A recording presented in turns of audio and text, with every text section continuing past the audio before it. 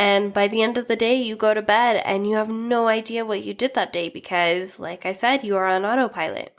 If this sounds like you, then I want to let you know the whole reason I started The Present Teacher was because this was me too. Hey teacher bestie, my name's Helena and I'm the creator of the Present Teacher podcast. I'm a first-year teacher coach, and in this podcast you are going to learn everything from simple, actionable classroom management, social emotional learning, and teacher wellness strategies. You know that impact you want to make in the classroom? Well, we're going to make it happen here.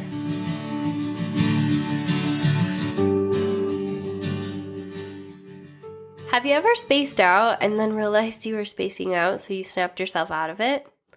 What about driving? Have you ever gotten in the car, started driving, and then before you know it, you're at your destination, crossing your fingers, hope you obeyed all the laws because you're suddenly at your destination and you don't remember how you got there?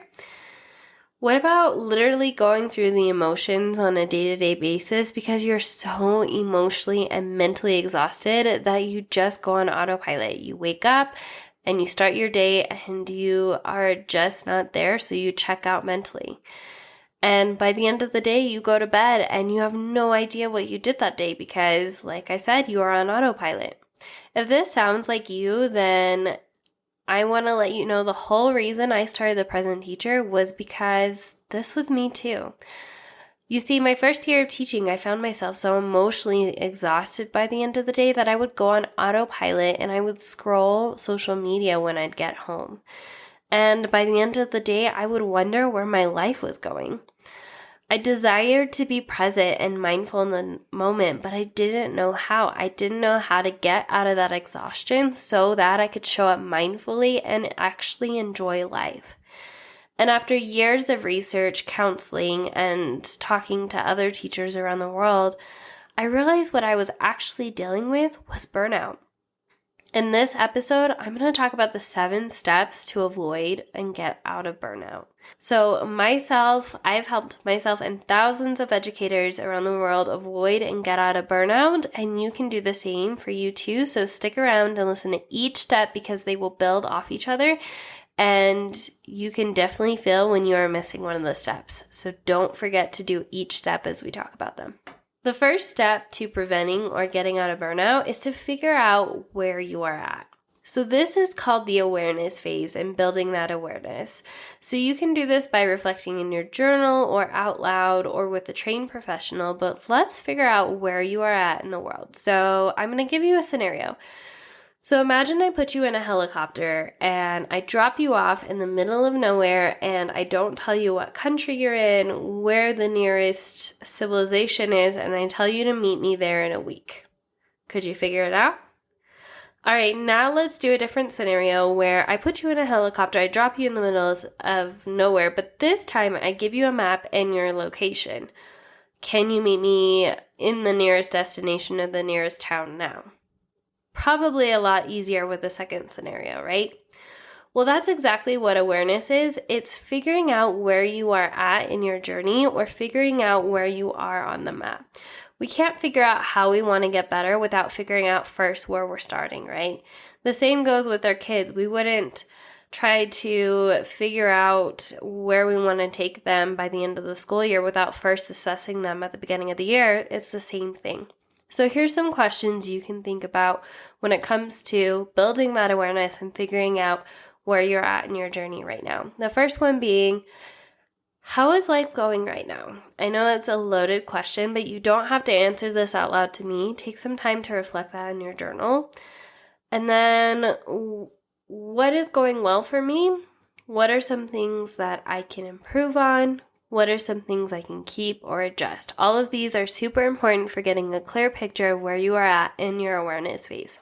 Step number 2, transform your mindset. Have you ever had a student who performed really, really well in person? They always did the activities, like got 100% on their assignments, but as soon as they started a test, they would get inside their own head and tell them that they're going to fail, and then they bomb the test. It's the same thing with our mindset. Here we need to talk about the difference between abundance and scarcity mindset. So abundance mindset is that growth mindset. It's that mindset where there's enough of everything to go around, where scarcity mindset is the idea that there's not enough to go around. So for example, maybe a thought could be, I don't have enough time. I'm not good enough. I'm not a good teacher. I need to do this to be a good teacher. All of these are examples of a scarcity mindset. What we need to do once we've built that awareness phase is we now need to transform our mindset from a scarcity mindset to an abundance mindset. So let's use a scenario where the student bombs the test because they're telling themselves during the test that I'm really bad at math. Let's reframe that into an affirmation and transform their mindset. Every time they want to self-talk and tell themselves that they are bad at math, instead they tell themselves, I am amazing at math. I'm going to ace this test. Their performance is going to be a lot different based on how they're talking to themselves, and the same goes for teachers. Whenever you catch yourself saying something negative to yourself, try to reframe that into an affirmation. This might have a lot to do with imposter syndrome, and this might be something that you have to constantly work at, but this is something that's a journey, not a destination. So don't focus too much on always having to reprogram your mindset. I still do, and many experts are still constantly reworking this. Another way to transform your mindset is to focus on gratitude. Every morning, I like to write down 3 things I am grateful for, and that transforms my life from a scarcity mindset to an abundance mindset. Instead of focusing on the things I don't have yet and the things I don't have or am not doing yet, I am focusing and putting my energy towards the things that are in my life that I'm grateful for. Therefore, more positive things are coming my way. So focusing on gratitude is another great way to transform or reset your mindset. The third thing you can do is to prioritize your life. Step number 3, prioritize your life. So I think we've all heard the experiment with the cup and the sand by Stephen Covey. If not, I'll kind of give you a rundown right now. But imagine that you have this jar, and inside of it, you fill it with sand. And then after the sand, you fill it with pebbles, and then after with big boulders. Well, what happens when you do it in that order is that the jar will overflow and you can't put the lid on. But let's say on the other side, you start with the big boulders first, and then you start putting in the smaller pebbles, and then you put in the sand and then the water, then you close the lid. You're going to be able to fill in more into your life by doing that.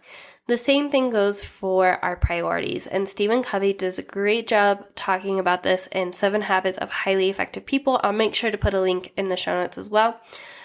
But you want to prioritize your life and focus on the big boulders first. So take some time and think about, what are the major things that I want to prioritize in my life? Go ahead and list them and then ask yourself, is my life right now reflecting that? And if it is, great. If it's not, what can I do to change my life to show that what I'm prioritizing in my life is important to me and it is how I want my life to be prioritized?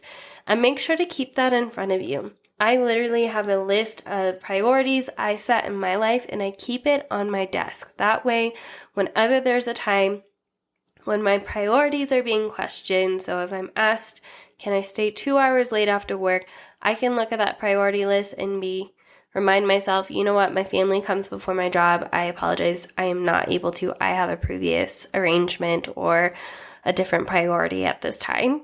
That's a great way to keep yourself accountable and to keep your priorities in your life in front of you. Step number 4 is to establish routines and systems. So your routines and systems should really help your priorities in life, and it should help support your priorities and goals in your life. So some routines and systems you can start creating is a morning routine.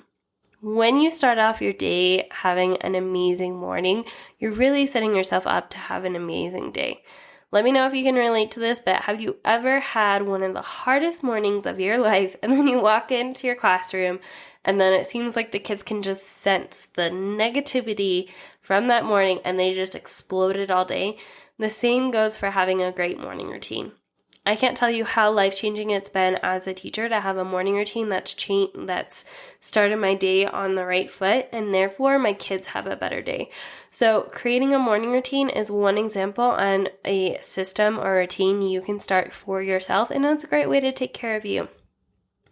The next one being leaving work on time. I know a lot of teachers struggle with this, and I have some resources to help you. But leaving work on time can be such a hard thing because you have priorities, your boundaries, and all mixing in to that you need to be accountable with. But when you have these priorities and systems in place, you want to have them working so well that they're on autopilot, because when things are on autopilot, they don't take energy from you.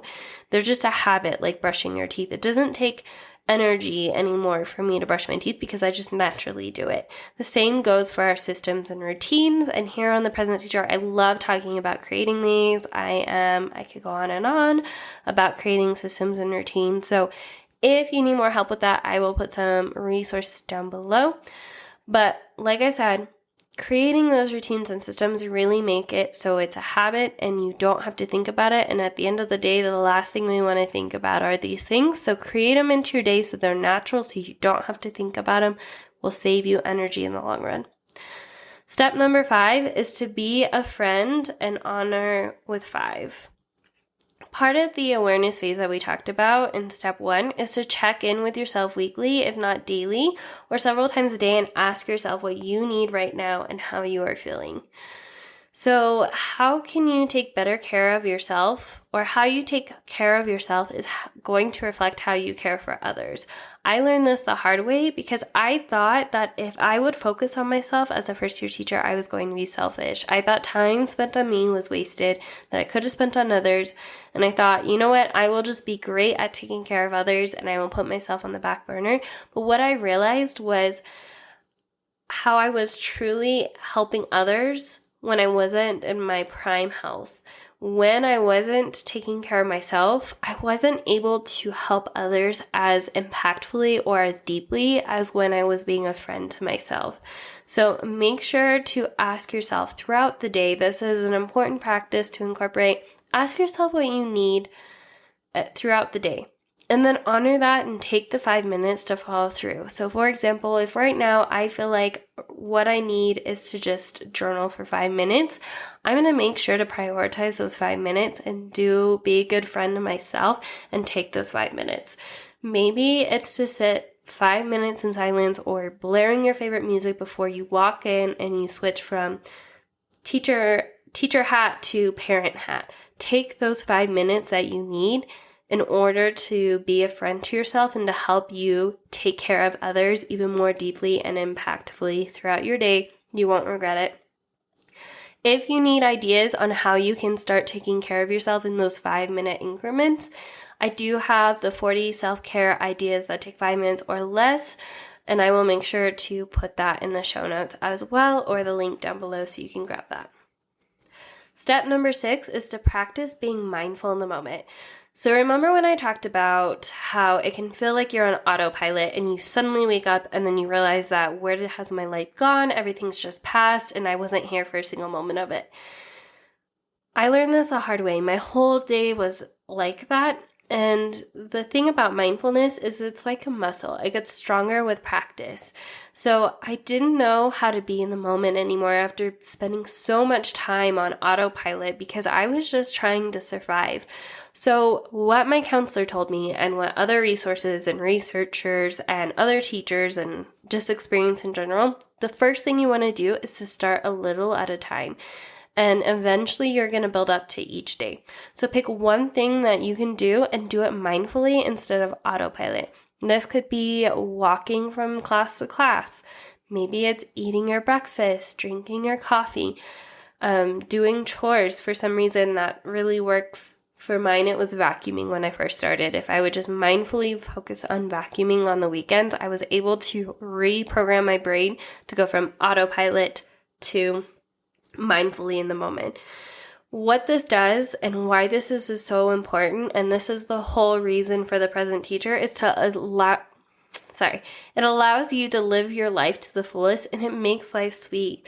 I don't know about you, but when you're on autopilot, you're just not living to the same extent and it's just not as fulfilling. So learning to be back in the moment is so important. Step number 7 is to get ahead.